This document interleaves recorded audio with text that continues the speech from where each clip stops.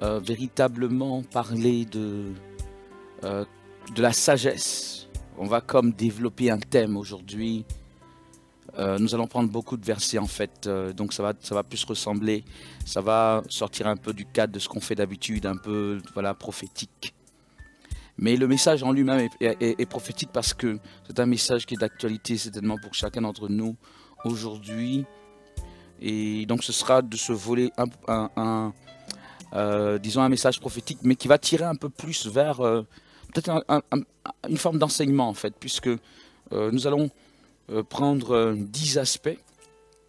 Si vous voulez, nous allons prendre le livre de Proverbes, et le livre de Proverbes nous parle de la sagesse, c'est le livre de la sagesse par excellence, on dira comme ça. Donc le livre de Proverbes, qui est lui-même le livre de la sagesse, nous parle beaucoup de la sagesse, et en 10 endroits, le livre de Proverbes nous parle de ce qu'un sage doit faire. Un sage doit faire et quelque part ne pas faire, indirectement, parce que très souvent on verra qu'il dit voilà ce que le sage fait et voici ce que l'insensé, comme la Bible les appelle, c'est-à-dire ceux qui ne sont pas sages, font. Mais bref, nous allons caractériser le sage. Pourquoi? Parce que nous avons besoin aujourd'hui encore de sagesse. En ces temps de la fin, nous avons besoin de la sagesse de Dieu. Nous avons besoin d'agir en tant que sages et de voir si nous sommes vraiment alignés à la sagesse de Dieu. Dans toutes nos actions, elle est vitale, elle est importante. Et justement par rapport à ce qu'on voit, on va voir que la sagesse reçoit ou ne reçoit, ou justement quand on n'a pas la sagesse, on ne reçoit pas, on comprendra pourquoi est-ce que c'est si important. Alors pour démarrer, prenons Proverbe le chapitre 11, le verset 2. Et nous allons voir dans un premier temps donc que le sage marche dans l'humilité. Le sage est humble. La Bible dira donc, voilà, en Proverbe 11, 2, quand vient l'orgueil, vient aussi l'ignominie, donc les mauvaises choses. Mais la sagesse avec les humbles. La Bible nous fait comprendre que ceux qui sont humbles sont également sages. Il y a, je peux dire, cette intersection ou ce point commun entre ceux qui sont humbles et ceux qui sont sages. À savoir que les humbles sont sages et la sagesse se retrouve du côté des humbles. De la même manière que la Bible dit que l'orgueilleux, lorsque nous allons dans des dispositions orgueilleuses, nous ne tardons pas à faire des mauvaises choses. Et il y a d'autres versets qui seront fort proches de ça, qui vont aller dans d'autres nuances. Mais d'une manière générale, il faut comprendre que la sagesse nous appelle à de l'humilité. La sagesse marche de pair avec l'humilité. Autrement dit, celui qui est orgueilleux, sous quelque forme que ce soit, celui qui manifeste de l'orgueil, de la prétention, de la vantardise, n'agit pas dans une disposition sage. Ce n'est pas la disposition de la sagesse que d'être orgueilleux. La sagesse nous appelle à de l'humilité, un peu comme, qui dirait un peu comme de la prudence, par rapport à ce qu'on verra maintenant. Mais dans un premier temps, il faut se rendre compte de ceci. C'est que l'humilité est une manifestation de sagesse. L'humilité est une manifestation de la sagesse. En ces temps, et je vais revenir beaucoup sur les temps dans lesquels nous sommes parce que les valeurs qui sont véhiculées à notre époque sont hautes en couleur et en forme, etc. Mais très souvent, ces valeurs si visibles, si fortes, peuvent ne pas être en adéquation avec ce que la Bible appelle la sagesse. Donc nous avons déjà vu, là, en premier temps, nous allons voir 10 choses comme ça. Nous avons vu donc dans un premier temps que véritablement, celui qui est sage marche dans l'humilité. Voyons également, en prenant Proverbe, le chapitre 14, le verset 16, voyons également que celui, donc Proverbe 14, 16, celui qui est sage, tel que la Bible dit, a de la retenue. C'est une notion assez proche de l'humilité, parce que justement, la seconde partie de ce verset parle d'arrogance. Lisons ensemble. Le sage a de la retenue et se détourne du mal. Mais l'insensé est arrogant et plein de sécurité. Je reprends. Le sage a de la retenue et se détourne du mal. Mais l'insensé, c'est-à-dire le contraire du sage, est arrogant et plein de sécurité. Plein de sécurité, c'est la sécurité qui se donne à lui-même. Enfin, qui pense avoir j'allais dire, de son piédestal d'arrogance. Il s'estime en sécurité, alors qu'en réalité, la Bible nous dit que l'orgueil précède la chute, c'est-à-dire qu'il est dans une insécurité criarde, mais il se dit lui-même, ou il prétend être dans une forme de sécurité. C'est une sorte d'aveuglement qui ne dit pas son nom. Le sage a de la retenue. Alléluia. Le sage a de la retenue. Tandis que l'insensé, nous dit la Bible, est arrogant. Par le fait d'avoir de la retenue, c'est-à-dire, justement, avoir de la retenue, c'est un peu comme une certaine forme de sobriété, c'est une certaine forme de faire les choses, je ne dirais pas lentement, mais avec une certaine forme de prudence. Ce n'est pas en tout cas, lorsqu'on parle de retenue, c'est à l'inverse des excès, c'est à l'inverse du tape à l'œil, c'est à l'inverse de toutes ces choses qui sont si fortes qu'on veut imprimer à longueur de journée aux yeux des personnes, à l'oreille des personnes. Le sage a de la retenue et par cela, il arrive à se détourner du mal. Il se détourne du mal. Vous voyez, c'est un peu comme, on parlerait de l'arrogant comme celui qui a de grands yeux mais qui ne voit pas. Qui a des phares bien allumés mais qui s'en va quand même dans le décor. Le sage a de la retenue et se détourne du mal. Il a de la retenue. Il ne va pas dans un déchaînement de passion. Il ne va pas dans un déchaînement d'envie. Il ne va pas dans un déchaînement d'excès. Vous voyez, le sage. Je veux caractériser aujourd'hui le sage. Je le répète en ces temps de la fin parce que je suis de plus en plus conscient que le christianisme a été dénaturé, on l'a fait sortir de son socle premier pour lui donner effectivement une forme bien moderne, mais qui ne colle pas avec l'authentique christianisme, j'allais dire de toute époque. Enfin, le fait d'adorer Dieu, le fait de marcher avec Dieu dans toute époque, que la Bible nous enseigne. Enfant de Dieu, la Bible dit que le sage a de la retenue. As-tu de la retenue? Connais-tu des gens qui ont de la retenue en Christ?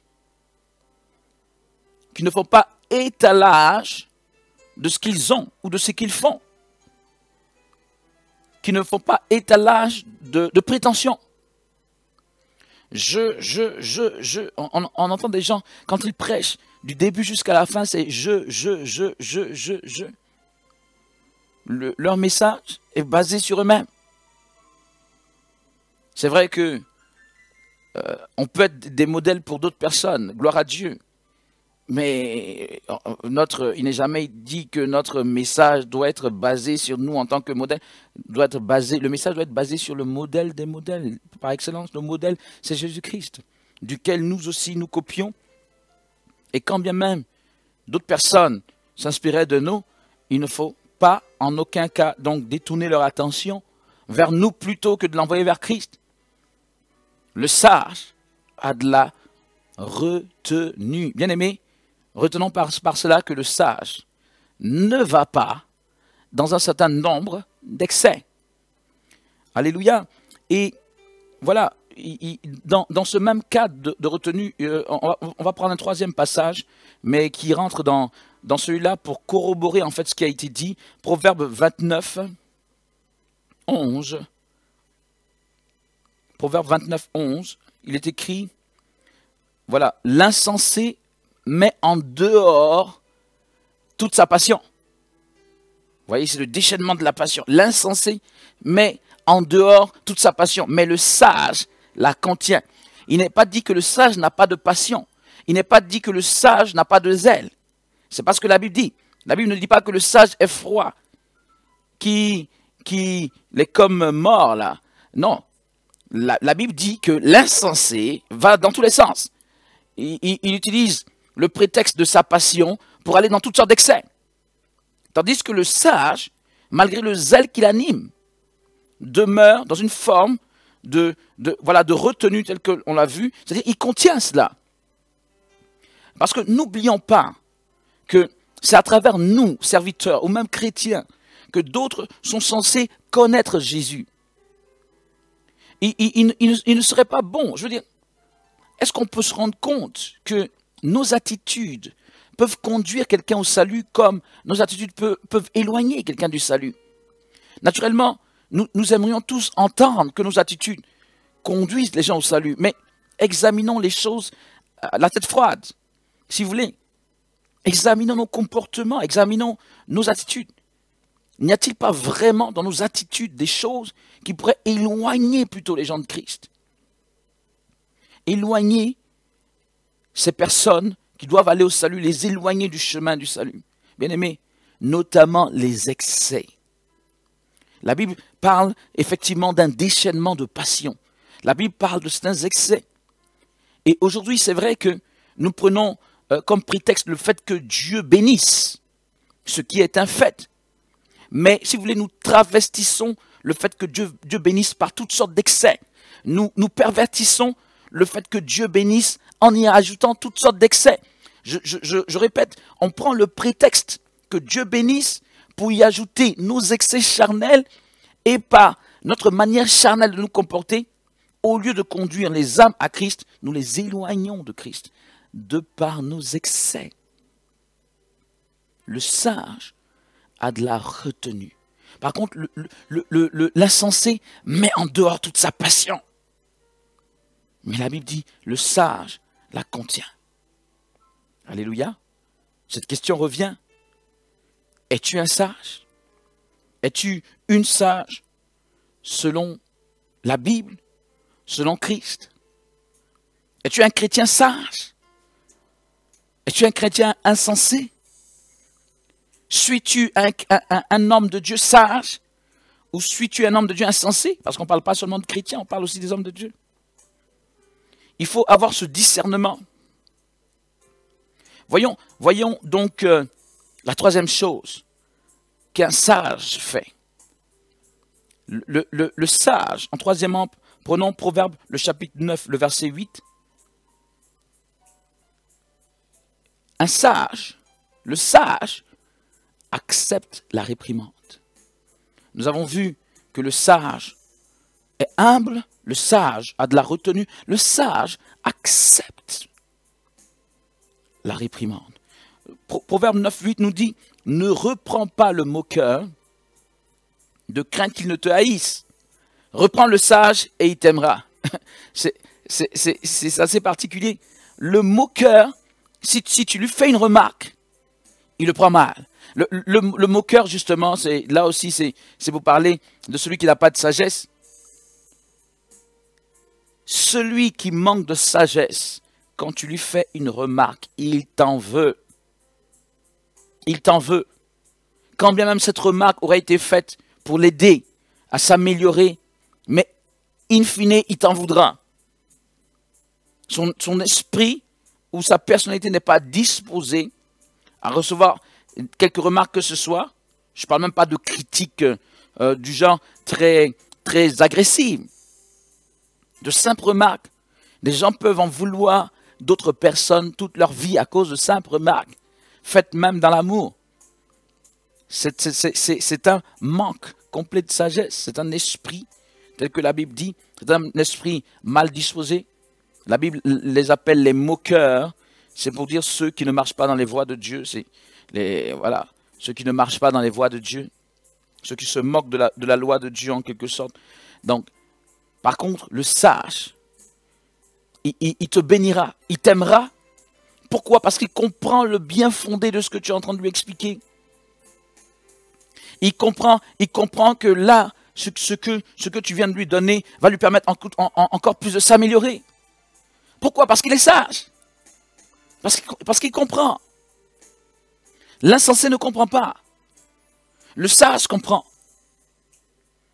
Le sage, tu le reprends, il t'aime. Parce que écoutez, Dieu nous reprend. Et Dieu peut passer à travers des personnes pour nous reprendre.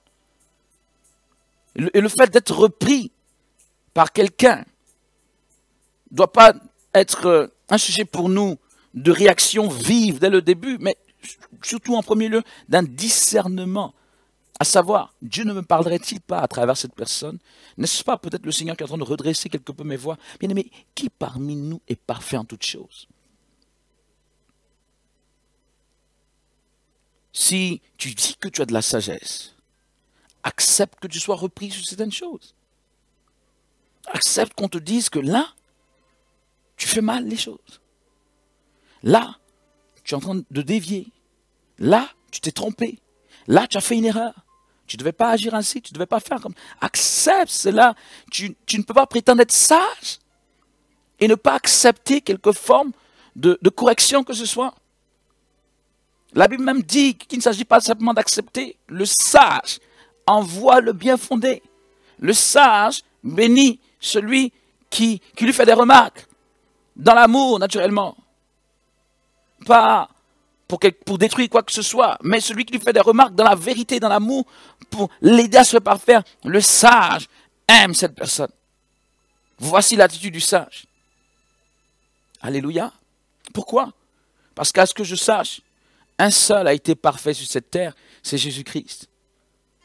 Mais nous autres, tous, nous sommes imparfaits. Malgré, je peux dire, toute notre bonne volonté parfois, nous restons dans des dispositions imparfaites.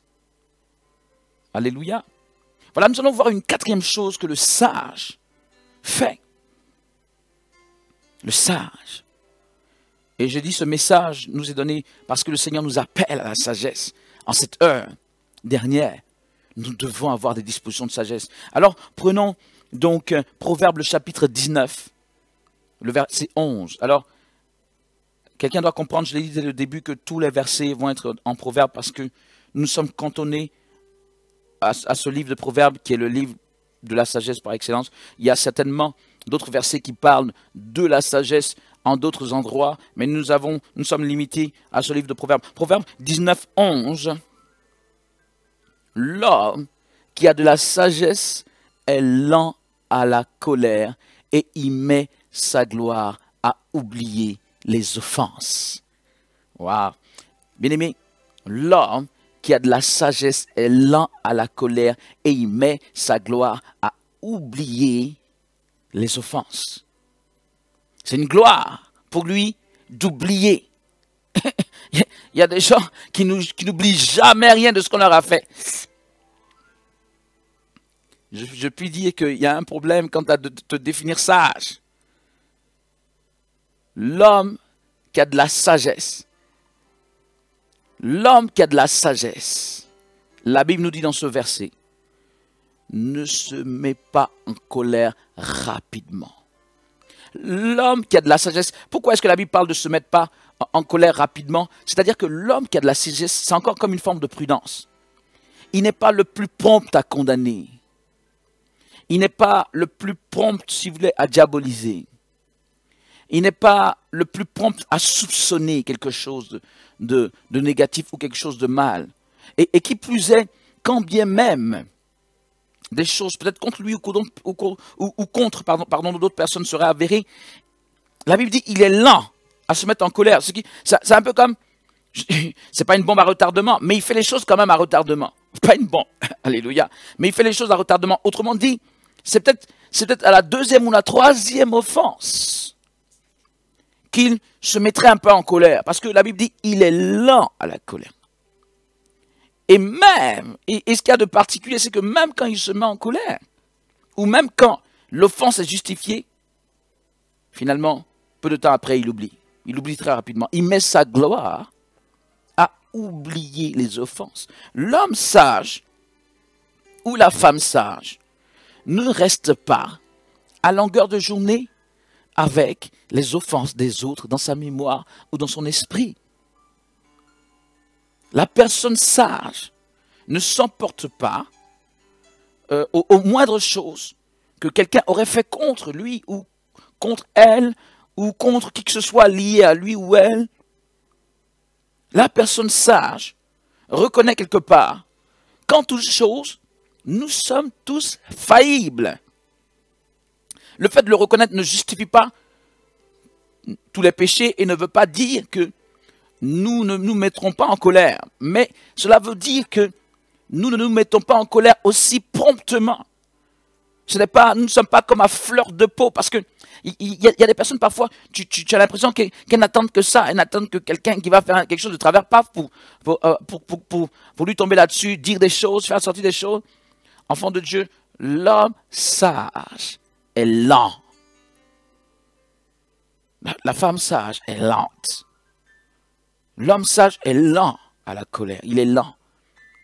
Et il met sa gloire à oublier. Il se libère des offenses.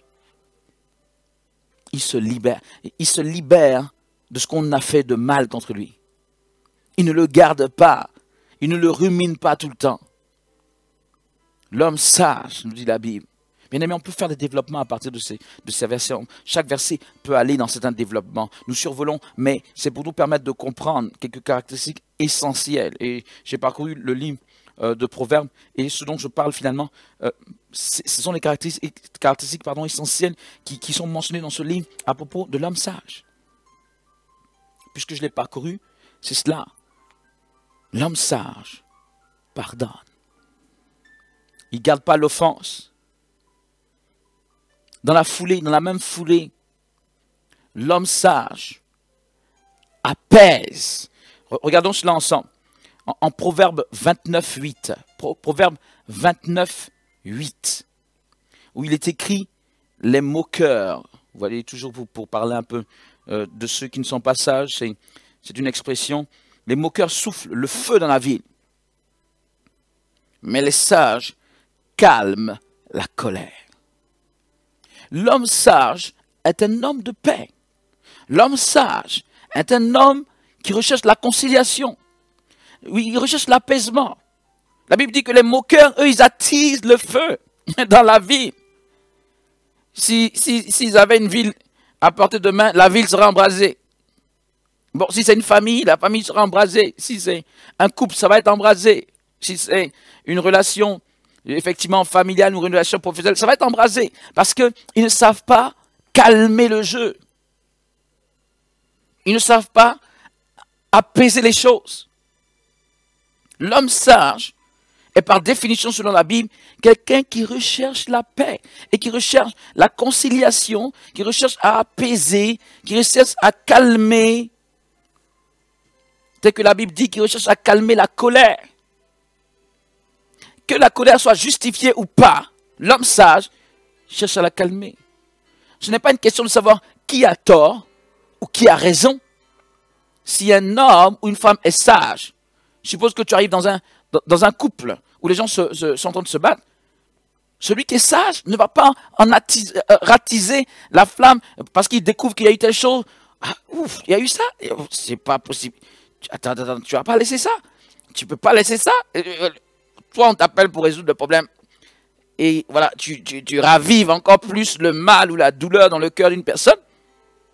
La personne sage, je le répète, ça ne fait pas d'elle une personne moins vraie. Ça ne veut pas dire que la personne sage cache le péché, dissimule le péché, ne se réalise pas le péché. Quel que soit celui qui a tort ou raison, le sage recherche l'apaisement. Le sage cherche justement à mettre de l'eau sur le feu, pas de l'huile sur le feu ou quoi que ce soit, pas de l'essence sur le feu, mais de l'eau pour calmer, bien aimé, pour calmer la tempête, pour calmer le feu. Alléluia. le sage. Nous avons besoin de gens sages aujourd'hui en Christ. Notre Seigneur est par définition le sage, je pourrais dire, car c'est Dieu, Dieu sage. Mais avons-nous des hommes et des femmes à sa suite qui sont sages? Pouvons régler les problèmes plus que ne les créer. Est-ce que c'est difficile de se mettre en colère? Je pense que c'est beaucoup plus difficile de trouver la pierre, pas la pierre d'achoppement, de trouver le point plutôt, voilà, le point d'adéquation, le point d'assemblage. C'est plus difficile. Tu vois, tu as deux éléments, tu cherches à trouver le bon emboîtement, c'est difficile. Si c'est pour se cogner, est-ce que c'est difficile? Tu prends deux choses, tu les cognes et elles se cassent de partout. Ça, il n'y a pas de difficulté. Trouver le bon ajustement. Voici le sage. Il se manifeste comme étant celui qui vient pour apaiser les choses. Alléluia. Bien-aimé, quel que soit ce qui se passe dans ton quotidien, quel que soit ce dont tu es victime, agis comme une personne sage. Agis pas comme une personne qui ravive les offenses, qui ravive la colère, qui ravive les faits passés parfois. Agis comme une personne sage qui cherche à les calmer, qui cherche la conciliation.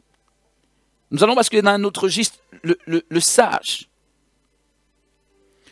Allons dans le registre, un registre peut-être qui se rapproche de nous, peut-être dans cette dynamique, parce que le livre de Proverbes en parle un peu, effectivement. Le sage, se lève pour conquérir. Alléluia. Voilà, prenons Proverbes le chapitre 21, le verset 22. Je ne dis pas que tout ce qu'on a dit jusqu'à présent n'était pas pour nous. Proverbes 21, 22, c'était pour nous, naturellement, pour chacun d'entre nous. Ce dont on va parler maintenant se rapproche de ce qu'on fait un peu plus collectivement. Voilà, se rapproche de ce qu'on fait un peu plus collectivement. Donc, il est écrit, le sage monte dans la ville des héros et il abat la force qui lui donnait de l'assurance. Alors, il faut bien comprendre ce verset parce que quand on la lit comme ça en français Louis II, on peut ne pas bien comprendre. Voilà, le sage monte dans la ville des héros, les héros, c'est-à-dire des gens qui se croyaient vaillants, qui se faisaient confiance. Donc, c'est pris dans ce sens des héros. Le sage monte dans cette ville et il abat ce sur quoi ces héros fondaient leur assurance.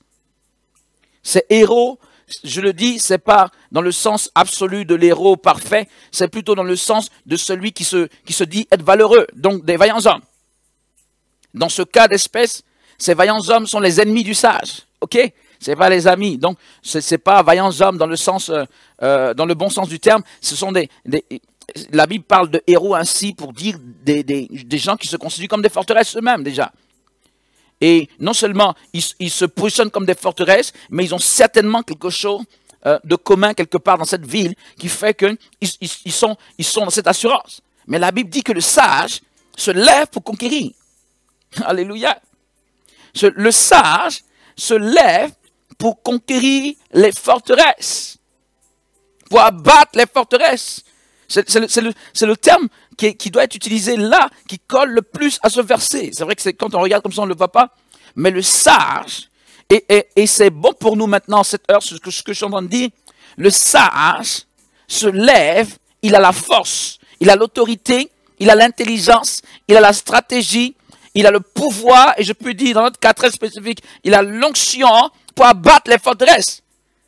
Le sage a tout ceci à disposition de par la puissance du Seigneur, de par la grâce de Dieu, parce que l'Esprit de Dieu est un esprit de sagesse, et le même Saint-Esprit lui donne les stratégies, lui donne la possibilité d'entrer même dans une forteresse et d'abattre toute chose. Ceux qui se disaient invincibles, regardez une nation, il y a des nations qui disent qu'elles sont invincibles. Et je parle d'un point de vue spirituel, dans le sens que nous, on a décrété qu'on ne connaît pas Christ et on ne connaîtra jamais Christ, ça ne nous intéresse pas.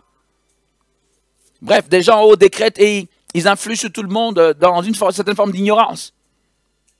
Donc voilà, tout le monde on endort la conscience d'un maximum de personnes par certaines choses liées au luxe, à la vie facile. Bref, on leur fait miroiter un certain nombre de choses, juste pour leur faire oublier.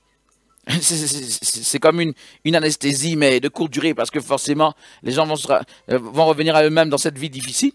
Et c'est pourquoi il y a un taux de dépression très élevé dans pas mal d'endroits.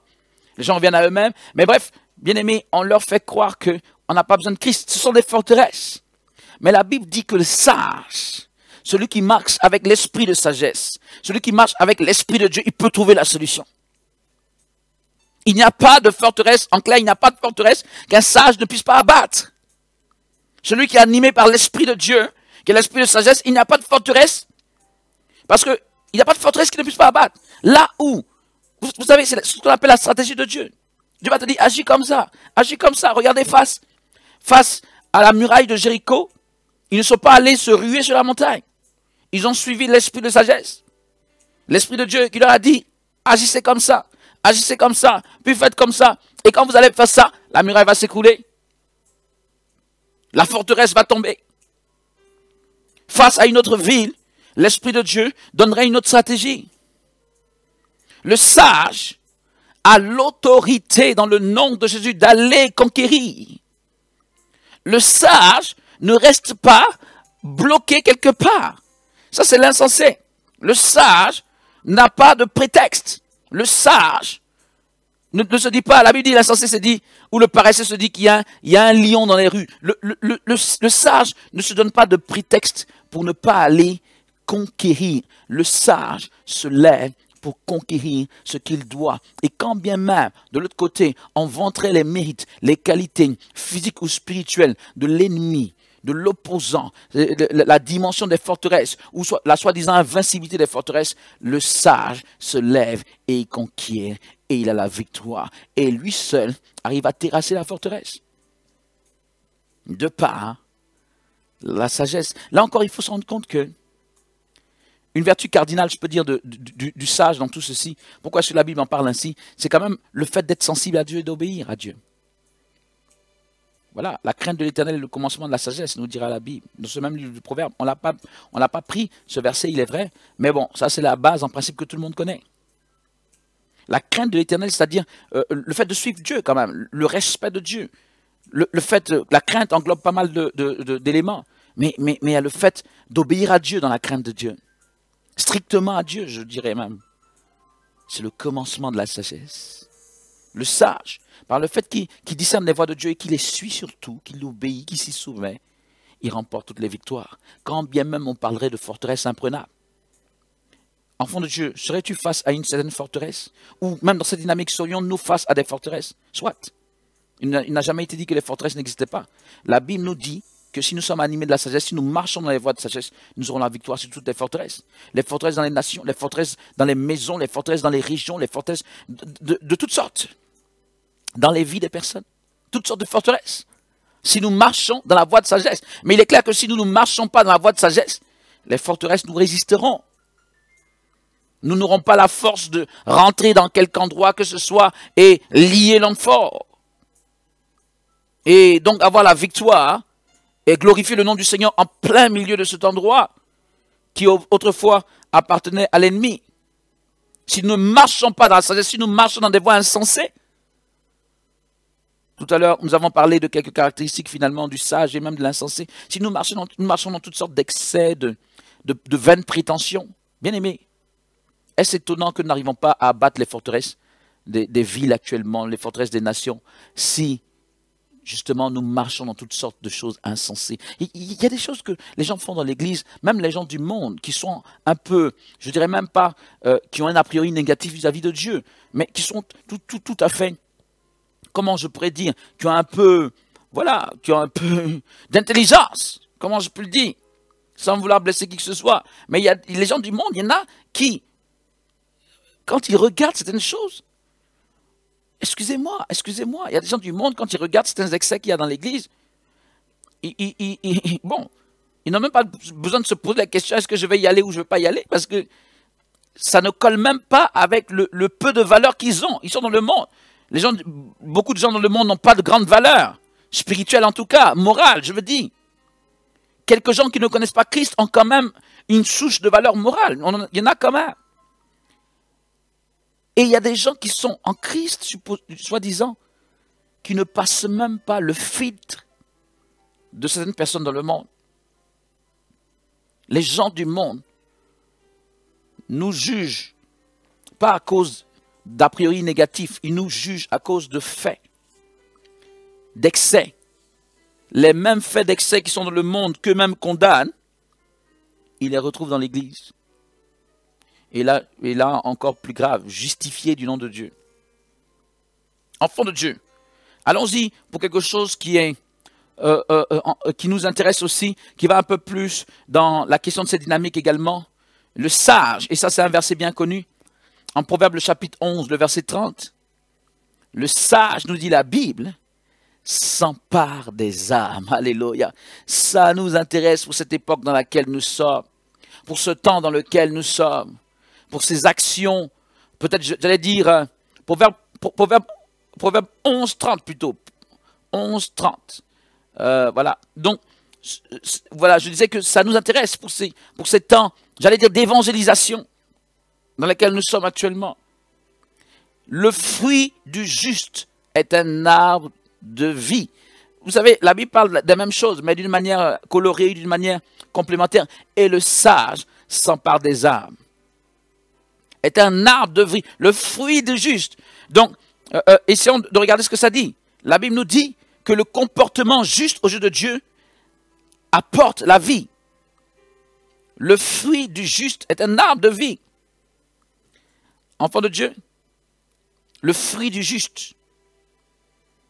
Quand quelqu'un marche, ce que la Bible appelle le juste, c'est celui qui marche dans les voies de Dieu, dans la justice de Dieu. Son fruit, c'est même pas un petit élément, c'est un arbre de vie. C'est une manière imagée de dire que le juste apporte la vie. Quelle vie? Finalement, on sait de quelle vie il s'agit. La vie éternelle. Et le sage, pour compléter et clarifier toute chose, le sage s'empare des âmes pour la vie éternelle. Autrement dit, le sage se lève pour apporter la vie éternelle à tous ceux qui ne connaissent pas Dieu. Celui qui, à notre époque, qui veut être sage ou démontrer sa sagesse, c'est qu'on doit te retrouver sur le champ de moisson du Seigneur. Tu ne peux pas être sage, te prétendre sage et ne pas gagner les âmes massivement pour Christ. Tu dois être, comme qui dirait, dans un maillon de la chaîne de salut. Tu dois être dans une forme de couloir ou dans un créneau, oui, de salut. Je veux dire, il doit avoir un élément que tu mets réellement en œuvre. Je ne parle pas d'une prétendue position. Vous savez, le Seigneur lui-même fustigeait les pharisiens dans cette position qu'ils avaient d'apporter la parole. Le fait d'être dans une église et même de prêcher, je n'ai rien contre les pasteurs, je suis en train de prêcher en ce moment, mais ça ne veut pas dire que nous apportons réellement le salut. Ça ne veut pas dire que nous apportons réellement le salut. Enfant de Dieu, tu m'as certainement entendu tout à l'heure dire que nous pouvons être dans l'église et finalement nous servir nous-mêmes. Plus qu'autre chose. Il faut vérifier si, même si tu n'es pas pasteur, si ton christianisme entre réellement en compte dans apporter la vie, comme la Bible utilise cette rhétorique qui est tellement plaisante, s'emparer des âmes. Alléluia. S'emparer des âmes. La moisson est grande, mais il y a peu d'ouvriers. S'emparer des âmes. Prendre les épis qui sont déjà blancs pour la moisson. S'emparer des âmes. Se lever pour aller sur le terrain. S'emparer des âmes. Poser des actes pour s'emparer des âmes. Pas pour le diable, s'il vous plaît, mais pour Jésus de Nazareth. S'emparer des âmes, pas pour nous-mêmes, mais pour Jésus réellement. S'emparer des âmes, pas pour nous servir, pas pour les exploiter, pas pour les appauvrir, pas pour toutes ces choses que, malheureusement, j'allais dire plusieurs se laissent. Vous savez, l'homme aime se faire plaisir. Et j'allais dire, c'est bien normal. Nous avons été créés sensibles. Regardez, quand on nous fait un compliment, est-ce qu'on est fâché? Chacun a une sorte de plaisir. Que personne ne me dise que quand on lui fait un compliment, écoute, dans le couple, ton mari te fait un compliment, ta femme te fait un compliment, écoute, tu aimes ça. On aime ce qui fait notre plaisir. Sauf que notre vie ne peut pas être seulement basée sur la question de notre plaisir. Et ceux qui sont dans l'œuvre du Seigneur, encore moins. Nous ne pouvons pas faire de toute l'Église quelque chose pour nous faire notre propre plaisir. Et, bien aimé, c'est ça, l'homme, aujourd'hui, veut utiliser l'Église par rapport à lui, pour son plaisir. Ça ne passe pas du côté du Seigneur. Ça ne passe pas. Nous devons nous emparer des âmes pour lui. J'allais même dire, oui, il faut que je le dise. Et c'est là le prix à payer. Attends, où est le prix à payer si je dois prendre les âmes pour moi? Si je dois tout orienter par rapport à moi? Le prix à payer, c'est que tu t'investis pour emparer des âmes pour lui, pas pour toi, pour lui. En faisant même abstraction de ta propre personne. En faisant même abstraction de ta propre personne. Voici le sage, selon Dieu. Voici le sage. Et j'aime bien parler de cette question de sagesse parce que je pense que si nous n'agissons pas ainsi, nous sommes des insensés parce que nous croyons que nous allons nous en sortir alors qu'on ne va pas s'en sortir. Personne ne peut mal agir devant Dieu et s'en sortir. Excusez-moi, revenons à nous-mêmes. Revenons à nous-mêmes. Souvent, on se croit hyper sage alors qu'on est hyper insensé. C'est une sagesse, même pas, je ne sais pas si je dois dire humaine, ou la Bible même parle parfois de charnel et même, la Bible va jusqu'au point de dire diabolique. Mais il y a des sagesses qui ne sont vraiment pas divines. Le fait de croire que je sois dans la maison de Dieu, que je peux disposer de la maison de Dieu comme je l'entends, et tu te réjouis là-dedans, tu utilises même le nom de Dieu. Nous ne resterons pas impunis si nous n'agissons pas avec sagesse, la vraie sagesse, pas le semblant de sagesse, avec la vraie sagesse dans la maison de Dieu, nous ne resterons pas impunis par le Seigneur. Personne ne restera impuni. D'ailleurs, pas les gens du monde, encore moins ceux qui ont connu la vérité et qui, dans la vérité, l'ont méprisé.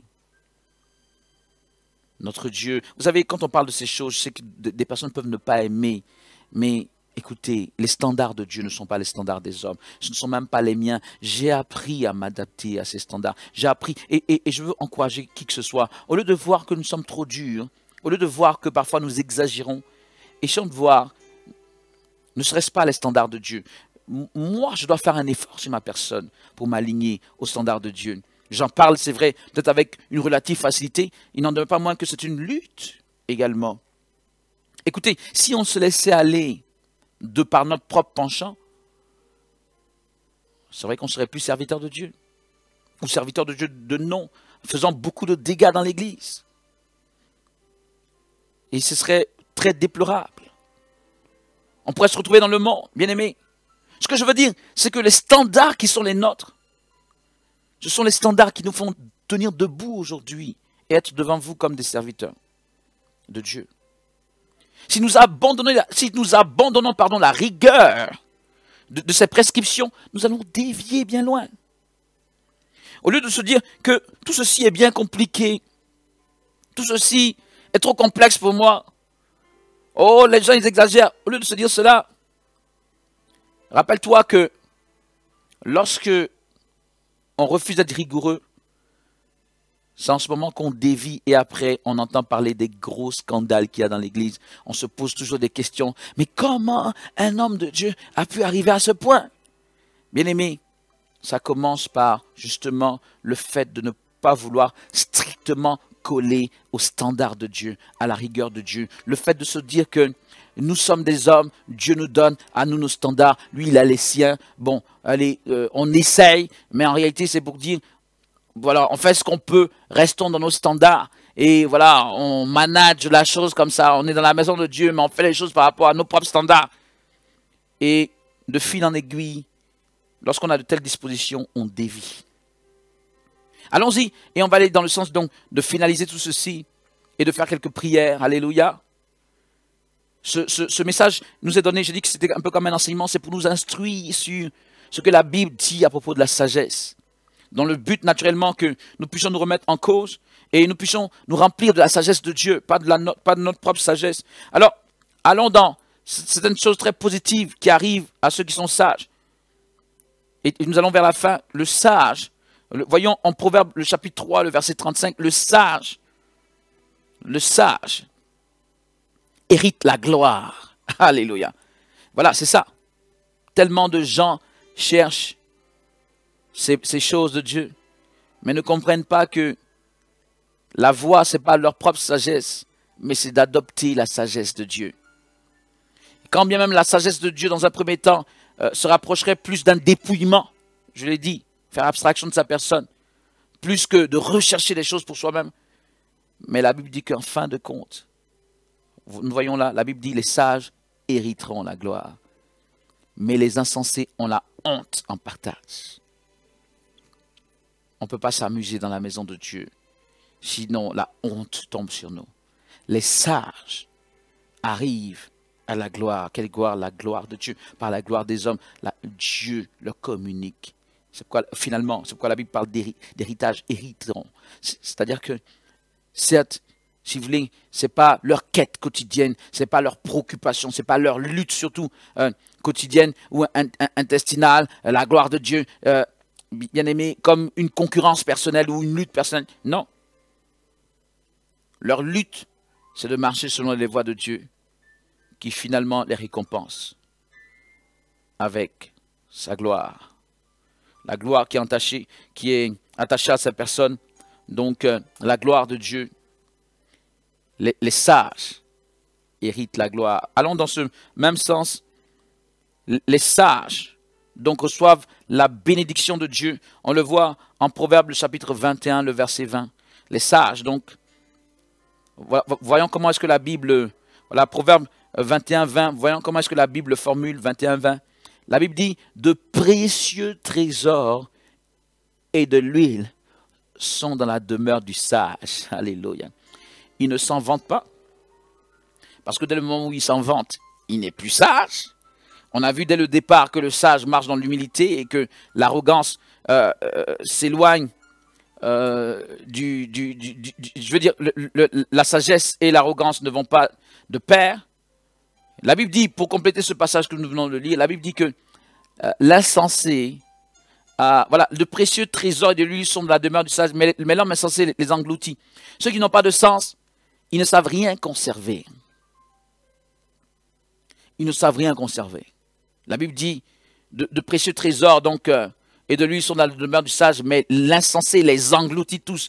L'insensé, il fait les choses vraiment sans grande réflexion, je peux dire, justement dans tous ses excès. Écoutez, pendant qu'on y est, il faut comprendre une chose.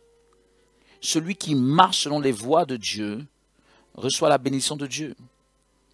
Et généralement, ceux qui parlent beaucoup de bénédiction dans l'Église sont ceux qui en manquent. Je veux que tu retiennes ceci.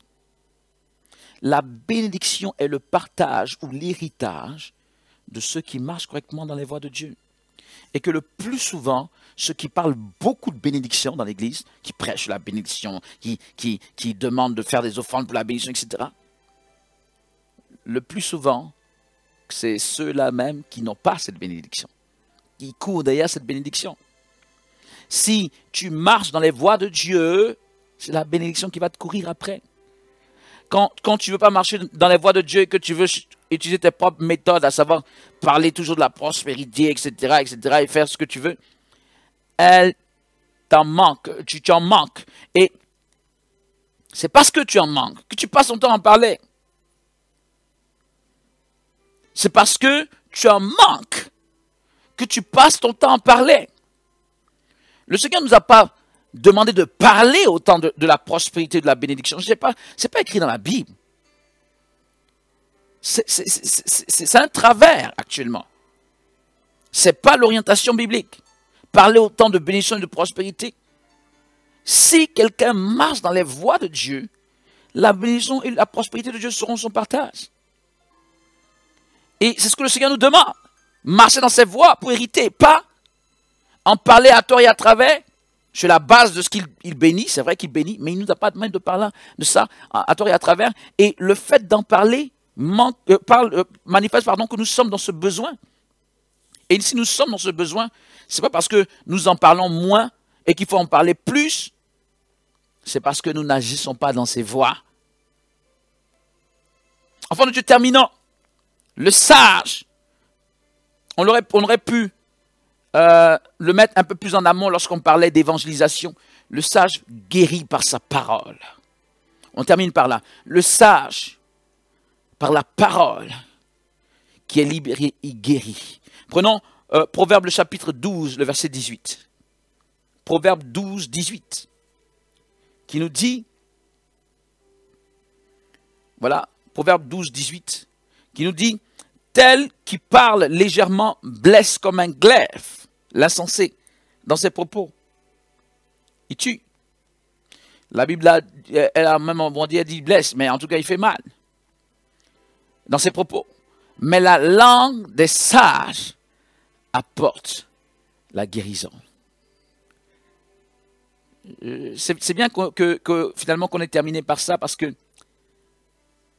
la parole des sages, c'est finalement la parole de l'évangile dans la bouche des sages. La parole de l'évangile, la parole de la bonne nouvelle de Christ dans la bouche des sages, guérit, apporte vraiment la guérison, la libération, la délivrance. Mais la parole de l'évangile dans la bouche des insensés, elle peut même faire du mal. C'est dur de le dire ainsi. Mais si on utilise la parole de Dieu à bon escient, elle fait du bien. À mauvais escient, bien aimé, cette même parole, puisque on l'utilise dans un but mauvais, un peu comme le diable l'a fait au désert contre le Seigneur Jésus-Christ. Elle nous fait dévier. Lorsqu'on l'utilise à mauvais escient, ce n'est pas elle, mais c'est nous qui l'utilisons pour faire dévier les gens du droit chemin. Enfant de Dieu, as-tu vu quelques caractéristiques du sage se dégager de tout ce qui a été dit et qui pourrait être applicable à ta personne? Ou as-tu vu quelques caractéristiques peut-être de ta vie qui ne collaient pas avec ces caractéristiques du sage dont la Bible parle? Quelque chose que tu ferais qui serait en porte-à-faux avec ce que la Bible explique du sage? Alors, je t'encouragerai dans ce dernier cas à suivre ce que la Bible dit et à modifier ton attitude conformément. Bien-aimé, ce thème nous a été apporté parce qu'en cette heure, nous avons besoin des sages. Nous n'avons pas besoin des insensés dans la maison de Dieu. Nous avons besoin des chrétiens sages. Nous avons besoin des hommes de Dieu sages. C'est en cela que justement nous apporterons la guérison aux nations. C'est en cela que justement nous irons pour aller nous emparer des âmes. C'est en cela que justement nous allons abattre les forteresses qu'il y a dans le monde. On a besoin, ou si vous voulez, le Seigneur a besoin de sages, pas d'insensés. Pas de gens qui sont dans sa maison, qui se mettent en avant par toutes sortes d'excès et qui habillent tout cela du nom de Christ. Bien-aimés, ces excès ne peuvent pas consoler qui que ce soit, ne peuvent pas en réalité bénir, ne peuvent pas délivrer, ne peuvent pas apporter justement la guérison, la paix. Ces excès font plus de bruit et plus de mal à l'Église et au nom de Christ qu'autre chose. Nous avons besoin de sages, de gens qui utilisent le nom de Jésus-Christ à bon escient, enfants de Dieu.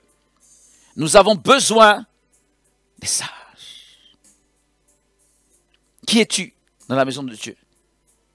Est-ce que tu te lèves pour t'emparer des âmes? Est-ce que tu as de la retenue?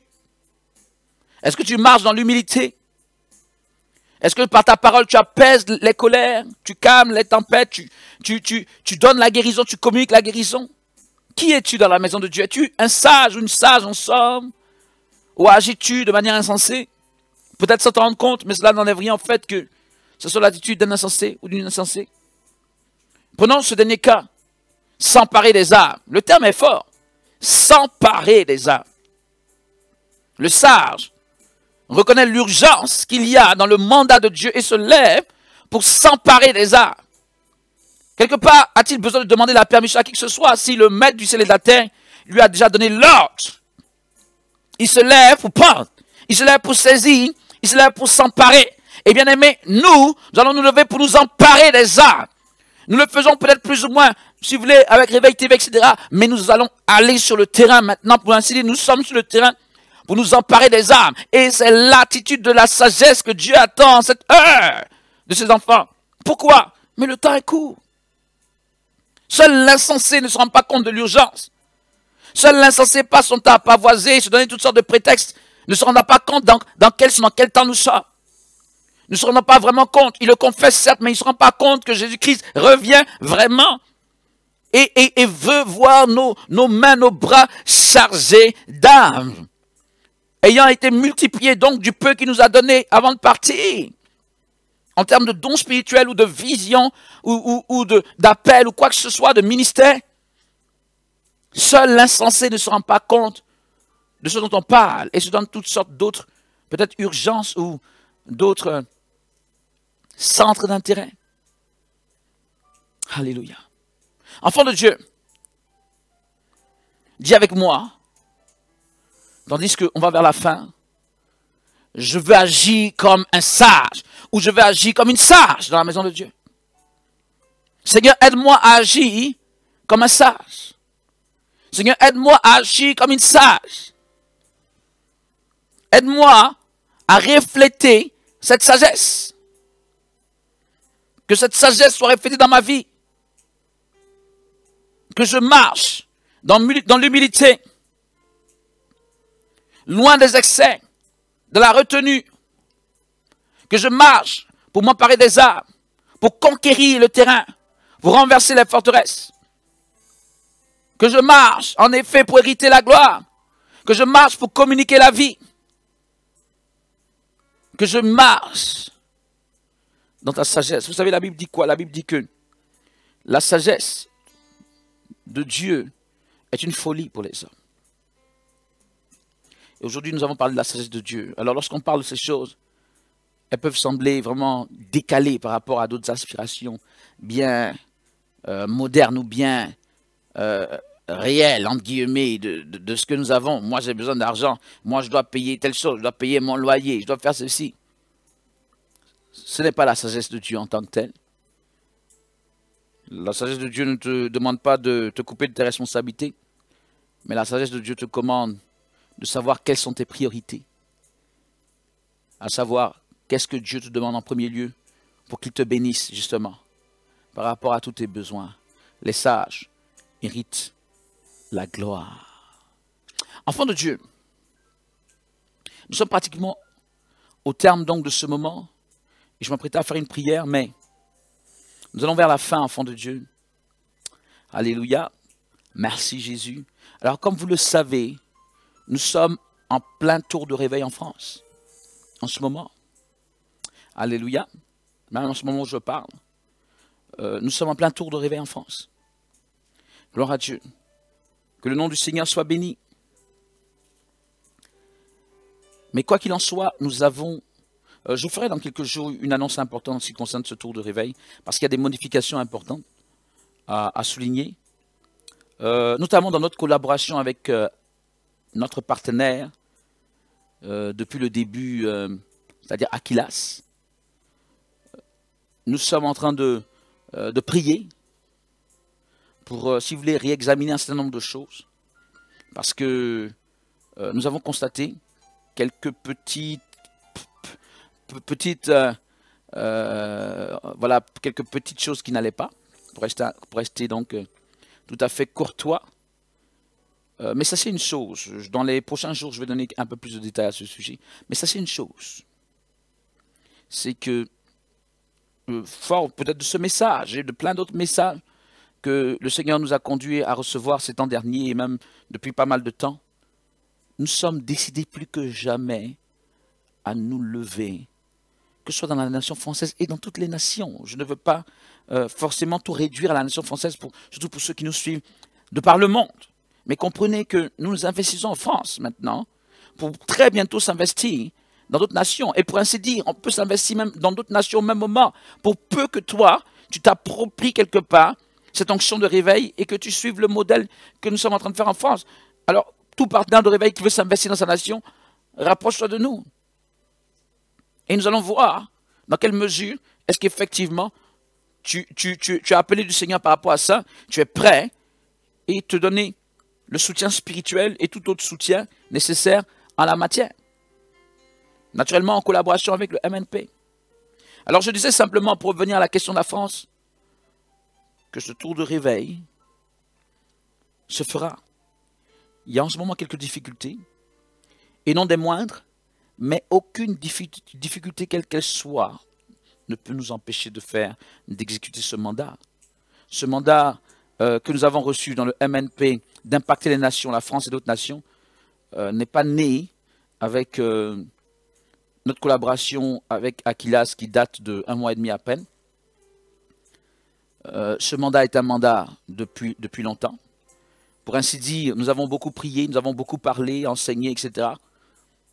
Et l'heure, et je bénis Dieu pour ça, l'heure était venue d'aller sur le terrain. Et c'est ce que nous sommes en train de faire maintenant.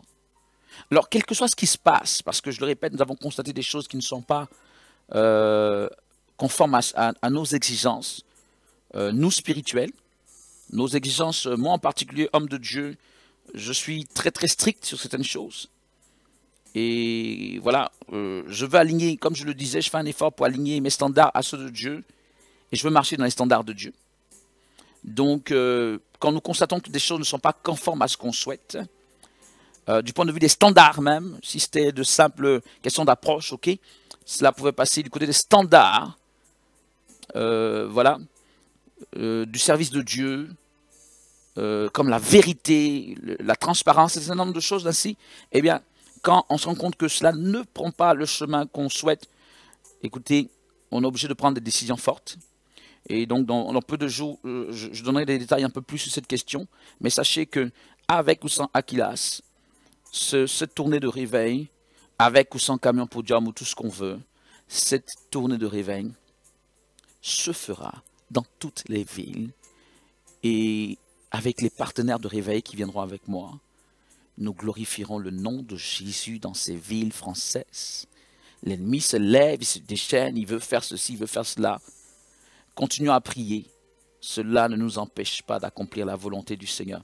Au contraire, faisons cette volonté pour prouver que nous sommes vraiment appelés à cela. Sinon, cela ne sera que, comme beaucoup d'ailleurs, de simples paroles. Je me refuse d'être au stade de simples paroles. Bien-aimé, j'ai dit il n'y a pas si longtemps, je fais des directs comme ça depuis 2013 ou je ne sais pas, un truc. Donc, écoutez, chaque jour, c'est pas que je sois le plus ancien à faire ça, chaque jour, mais chaque jour. Donc pour parler, j'ai beaucoup parlé, et certainement vous avez beaucoup entendu, l'heure est venue maintenant de se lever. Nous allons continuer à parler, mais nous allons parler peut-être un peu plus sur le terrain, pour ainsi dire, agir sur le terrain, en France et ailleurs. Le sage s'empare des âmes. Je veux être cette personne-là, aujourd'hui, pas une personne insensée, qui se donne toutes sortes de prétextes pour ne pas aller. Qui veut aller avec moi? Je crois que tous les partenaires de réveil sont mobilisés. Et je vous remercie pour votre appui. Je vous remercie pour votre mobilisation. Il n'y a pas si longtemps, il y a quelques jours à peine, par rapport même à cette question de rassembler les fonds pour le camion, etc. Nous allons persévérer dans le chemin et nous allons... les détails vont être apportés par rapport à la suite, mais nous allons voir la gloire de Dieu en cela. Et nous allons posséder spirituellement cette nation française. Et nous croyons que dans pas mal d'autres nations, cela sera répliqué au nom de Jésus. Amen. Voilà, c'est les quelques mots que je peux donner en cette heure par rapport au développement du tour de réveil, mais que ces paroles ne suscitent en vous aucune inquiétude. Tout au contraire, je veux afficher, car c'est le cas, une véritable détermination. Donc soyez dans la paix. Nous sommes déterminés à accomplir la volonté du Seigneur. Il n'a jamais été dit que faire la volonté du Seigneur sera tout à fait justement paisible et facile. Il y a des forteresses, mais le sage abat les forteresses. Dieu lui donne la stratégie. Alléluia. Nous sommes des sages, nous le confessons, nous le déclarons au nom de Jésus. Enfant de Dieu, que la paix du Seigneur soit avec toi, que le souffle de réveil soit sur la vie de chacun, que le Seigneur notre Dieu se souvienne de chacun d'entre nous pour nous bénir dans des proportions particulières, spéciales, dans le but justement de marcher dans la sagesse, dans le but de ce que ce soit une récompense de notre sagesse. Alléluia. Que le Seigneur nous fasse grâce à chacun d'entre nous. À tous et à toutes, je dis un bon shalom. Portez-vous à merveille. On se retrouve très bientôt. Voilà, on se retrouve très bientôt. Vous savez, on est sur le terrain du côté de Marseille. Donc, ceux qui sont sur Marseille ont des indications bien précises. OK.